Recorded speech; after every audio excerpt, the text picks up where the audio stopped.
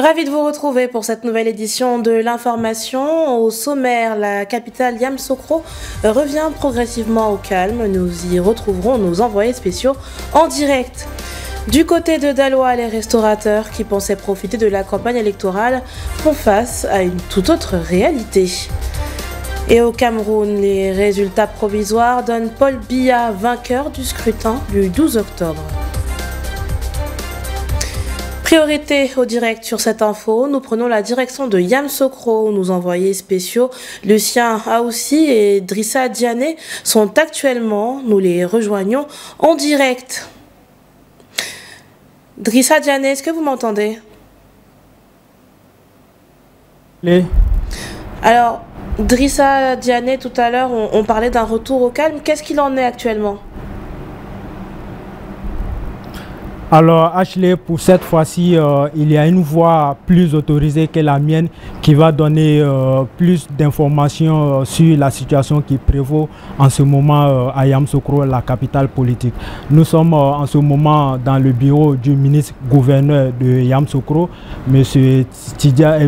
Augustin Tidiane-Thiam, qui est devant moi ici, qui va donner plus d'informations à nos téléspectateurs. Bonjour Monsieur le ministre. Oui, bonjour. Alors, quelle est la situation qui prévaut en ce moment ici à Yamoussoukro? Je crois savoir que vous êtes à Yamoussoukro depuis ce matin. Vous avez pu vous-même circuler dans différents quartiers, différents villages de Yamoussoukro. Et je crois que vous avez pu vous-même constater qu'il y a un calme.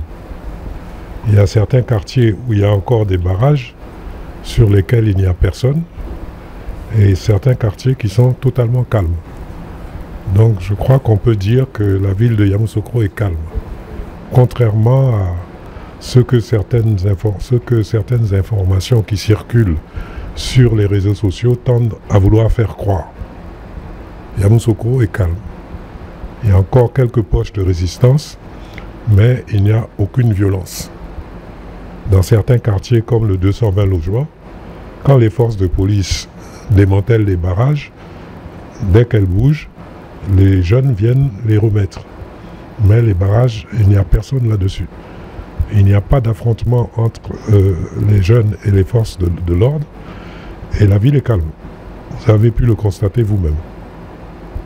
D'accord. Alors, Monsieur le ministre, hier, la ville était un peu mouvementée ici. Alors, quel est le bilan que vous faites sur la journée d'hier? Le bilan, c'est-à-dire il n'y a pas de perte humaine. C'est déjà appréciable. Il n'y a pas eu de perte humaine et il y a eu une vingtaine d'arrestations environ. Et vous savez, nous avons l'impression d'avoir affaire à des gens organisés qui savent ce qu'ils veulent et qui essaient de recréer à Yamoussoukro un conflit qui a existé déjà en 2020, qui à l'époque avait opposé les jeunes baoulés et les jeunes issus du Nord. La nationale 3, qui du sud au nord traverse Yamoussoukro, sépare la ville en deux zones. Une zone à l'est de cette nationale, à droite donc, qui est essentiellement peuplée de baoulés, et une zone à gauche, qui est essentiellement peuplée de malinqués. Et les troubles ont commencé par une altercation entre un militant du PDCI et un militant du RHDP. Le militant du PDCI serait allé au domicile du militant du RHDP et il aurait saccagé son domicile. Le militant du RHDP a porté plainte auprès de la gendarmerie et jusqu'à ce jour, nous n'arrivons pas encore à mettre la main sur ce militant du PDCI. Mais parallèlement à ça, le ministre Yarasouba et moi-même avons réuni nos jeunes pour leur demander de ne pas réagir. Parce qu'en fait, ce que les fauteurs de troubles veulent créer, c'est un affrontement entre ces deux communautés. Et nous, nous y opposons par tous les moyens. Par la suite, dans la nuit du dimanche à lundi, on avait repéré dans le village de Morofé que des jeunes avaient posé un barrage sur la Nationale 3. La Nationale 3 est une voie internationale nombre de camions, la plupart des camions qui vont vers le Mali, la Haute-Volta, traversent Yamoussoukro par cette nationale-là, et il n'est pas possible de la laisser être obstruée. Donc, pendant que les forces de gendarmerie essayaient de dégager la nationale, des jeunes tapis dans l'ombre, dans le noir, ont commencé à les canarder avec des projectiles variés, et des pierres, même des cocktails Molotov, et les forces de police ne pouvaient pas rester sans réagir. Et au cours de ces courses-poursuites qui s'est suivies, certains jeunes ont été arrêtés. Et c'est par réaction à l'arrestation de ces jeunes-là que Morofès s'est enflammé et que certains autres quartiers se sont mis aussi à bouger, réclamant que les forces de police libèrent leurs jeunes. Donc au départ, ce n'était pas, entre guillemets, un problème politique. Mais comme je dis, nous avons affaire à des gens qui semblent être organisés et qui semblent vouloir obtenir un objectif, c'est-à-dire politiser ce conflit-là. Et nous essayons de nous opposer à ça. Alors, Monsieur le ministre, en tant que premier responsable administratif pour que les choses, les élections se passent dans une atmosphère de paix et de sécurité, quel est votre message à l'endroit de la population? Déjà, avant même le message, c'est une action que nous avons commencée depuis des mois. Monsieur le préfet de région m'a rencontré, on s'est pas réunir les chefs de village de mon canton. Je leur ai parlé en leur demandant de parler à leurs jeunes pour qu'ils ne s'enflamment pas. J'ai ensuite réuni les présidents de toutes les associations des jeunes de tous les villages du district avec le même message de paix. Et j'ai réuni aussi les femmes, les présidents d'associations de femmes du district en leur portant le même message. Et nous avons tous, je le répète, le ministre Yarasouba, le préfet et moi-même, agi comme ça depuis des mois. Et nous continuons toujours à le faire. Cet après-midi même, il y a une réunion avec monsieur le préfet, avec les chefs de village, les présidents des jeunes, les présidents des différentes associations villageoises, pour leur parler. Nous pratiquons le dialogue avec les forces en présence et nous essayons par tous les moyens d'apaiser l'atmosphère. Bon. Et je pense que nous y réussissons plus ou moins bien. Il y a eu par exemple un barrage sur la route de Zata, qui est au nord de la Côte d'Ivoire, de Yamoussoukro du moins, et c'est par l'intermédiaire du chef de Zata que nous sommes arrivés à faire lever ce barrage. À l'entrée sud de Yamoussoukro hier, il y avait un barrage à Poussoussou. De la même façon, j'ai dépêché le chef d'Akwessekro qui est allé parler aux jeunes, qui est arrivé à les convaincre. Les jeunes d'un autre village aussi qui s'appelle Nana, qui voulaient rentrer dans la danse, nous leur avons parlé et nous sommes arrivés à les convaincre. Et nous ne désespérons pas d'arriver à convaincre nos jeunes d'éviter de rentrer dans ce conflit-là. Mais j'aimerais quand même dire une chose. Nous nous réclamons tous du président Félix Houphouët-Boigny et le président Houphouët-Boigny disait une chose: je préfère l'injustice au désordre. On ne peut pas demander aux forces de l'ordre et aux représentants de l'État que nous sommes à différents niveaux de laisser le désordre s'installer. Une injustice peut se corriger, un désordre peut accoucher de n'importe quoi. Donc nous parlons, nous essayons d'apaiser l'atmosphère, nous essayons d'apaiser le climat par des rencontres, par des dialogues, mais il y a certaines situations dans lesquelles nous sommes obligés de réprimer. Donc nous avons arrêté quelques personnes. Quand tu enfreins la loi, tu dois en subir les rigueurs. Donc il n'est pas possible de juste libérer les gens que nous avons arrêtés. Ils ont enfreint la loi, ils doivent subir les rigueurs de la loi. Une éventuelle mansuétude interviendra après que la loi ait parlé, mais pas avant. Si je peux lancer un message, Yamoussoukro est la ville natale du président Félix Houphouët-Boigny. Tous les bâtiments dédiés à la paix que vous connaissez, la Fondation pour la recherche de la paix, la basilique Notre-Dame de la paix, la mosquée de la paix, et Yamoussoukro est une ville paisible. Donc je demande aux uns et aux autres de s'apaiser, de se calmer, d'accepter de venir s'asseoir avec nous, discuter avec nous, pour qu'ensemble nous trouvions une solution que ces élections se déroulent dans la paix et dans le calme, et qu'après les élections, nous puissions continuer à vivre ensemble en bonne intelligence, comme nous avons toujours vécu jusqu'à aujourd'hui. Pour cet entretien exclusif avec le ministre-gouverneur de Yamoussoukro, Augustin Thiam. Merci également à Drissa Diané et Lucien aussi, nos envoyés spéciaux à Yamoussoukro, où justement ils ont recueilli les réactions des habitants de la capitale sur la situation. Je vous propose de les écouter. Ils me débrouillent ici un peu. Mais hier, ils sont venus à l'air Bafou, afin qu'on n'a pas pu vendre. On a mangé, tout est gâté, c'est ça qui fait tout. Au-delà, je ne sais pas d'abord. Hier, c'était comme ça. Et puis après, ils sont venus faire Bafou là. Donc, actuellement, on ne sait pas s'ils vont venir faire encore ou ils ne vont pas venir faire là, on ne sait pas. À cause des événements là, nous, on n'a pas pu travailler depuis hier. On n'a même pas pu dormir. Toute la ville même, c'est lacrymogène. Nos mamans, ils ont oublié de fumer pour aller se cacher dans les nouveaux quartiers là-bas. Donc, quand c'est comme nous, ça ne nous arrange pas. Ce que nous, on veut, c'est la stabilité du pays. Donc quand ça arrange, les choses donc aller bien. Parce que nous on casse ça, c'est nous-mêmes qui perdons. Quand la ville de Yamoussoukro est jolie, c'est nous-mêmes qui avons, c'est nous-mêmes qui profitons de ça. Donc quand c'est comme ça là, c'est pas bon, c'est ce que moi j'avais dit. Donc quand ça arrange, on va travailler, mais les cannes en note, voilà. Et nous on gagne rien dedans. Bon actuellement nous on est sortis pour voir la position de la ville, comment ça se passe. Mais c'est que voilà, bon, le moment c'est un peu calme d'abord, mais c'est pas si après les gens vont vouloir sortir, mais moi personnellement, je me vois mal dans ce genre de trucs parce qu'il ne gagne rien dedans. Il n'y a pas à les casser, moi mon PC brûle. C'est mes frères, c'est mes soeurs. Donc c'est comme c'est moi qui perdons. Donc nous ce qu'on veut, la stabilité du pays. Voilà, c'est ce que moi je vois. Chaque Ivoirien a le plein droit de revendiquer ses droits. On est un pays de paix surtout. Mais il ne veut pas comprendre, en revendiquant ces mêmes droits, nous les mêmes Ivoiriens, on se retourne contre nous-mêmes. C'est-à-dire, ceux qui en profitent des marches pour casser les magasins, piller bien des gens, c'est pas intéressant.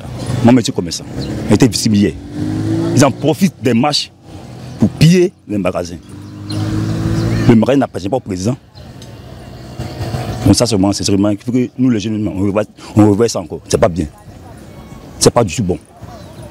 Moi le magasin, le président m'a pas fourni. Dans les marches, on a vu, étant assis là, on voit un max de jeunes en train de courir à tout sur le goudron. Bon, on ne sait pas il y a quoi. Chacun essaie de fermer son magasin pour rentrer chez lui à la maison. Maintenant, résultat hier à 21h, le magasin n'existe plus, ils ont pris les balles d'habits. Qui a pris? Hein? Ils ont traumatisé la ville hier, eux ils ont profité pour piller. C'est pas intéressant.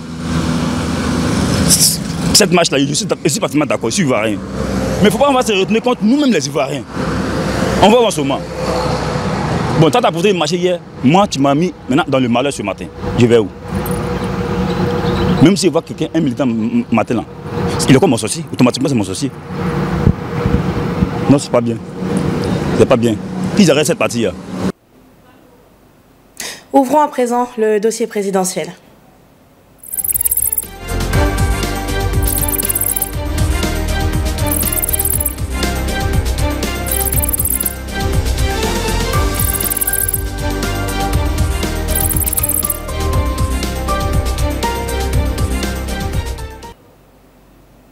La campagne présidentielle bat son plein du 11 au 23 octobre en Côte d'Ivoire.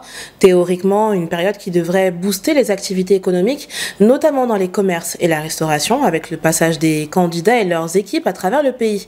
Mais sur le terrain, la réalité est tout autre. Le constat de notre correspondant Bakary Donnet ici, commenté par Pierre Thiebi.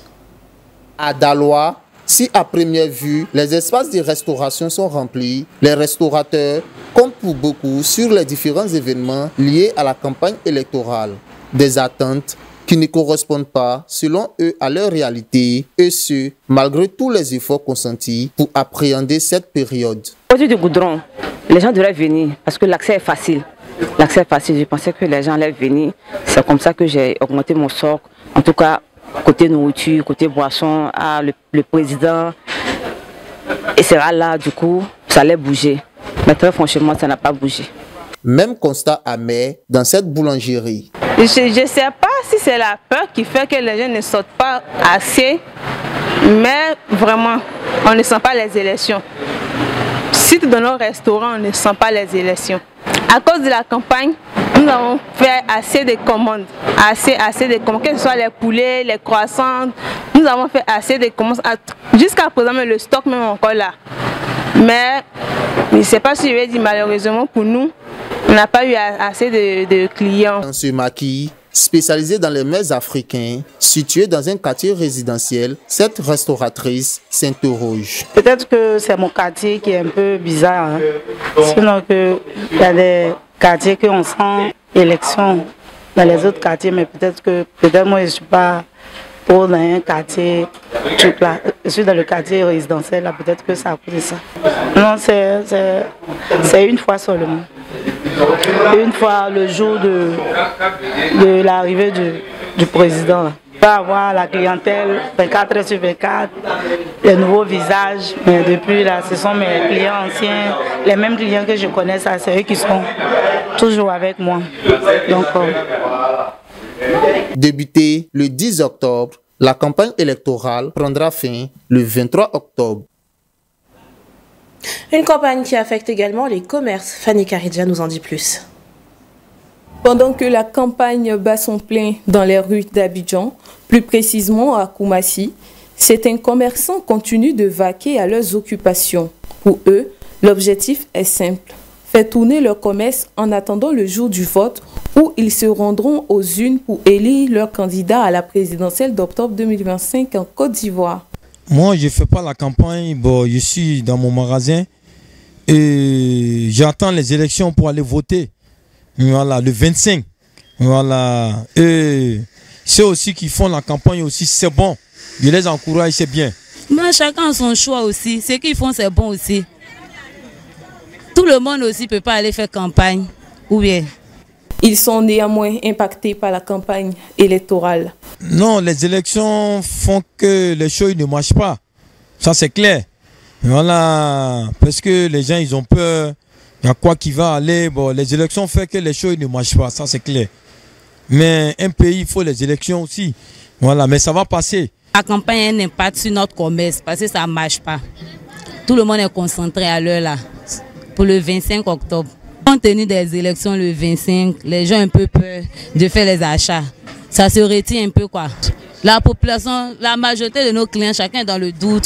Comment ça va se passer? Parce qu'on ne souhaite pas que pour 2010 revienne encore. Depuis le marché, les commerçants n'ont qu'un souhait, que tout le processus électoral se passe dans la paix. Je demande à Dieu de Moïse, Dieu d'Abraham, Dieu de Mahomet et Dieu de Jésus pour veiller sur mon pays qui est la Côte d'Ivoire.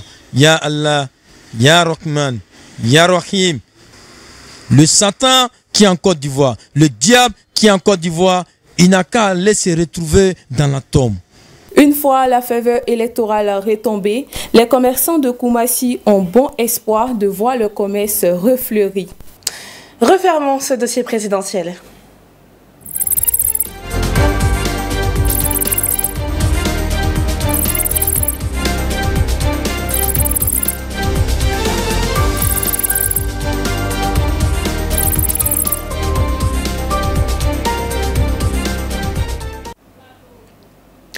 Une élection au Cameroun, un accident de train en Éthiopie et une incarcération d'un ex-président. Voilà pour le menu de notre page internationale et ça juste après ce jingle.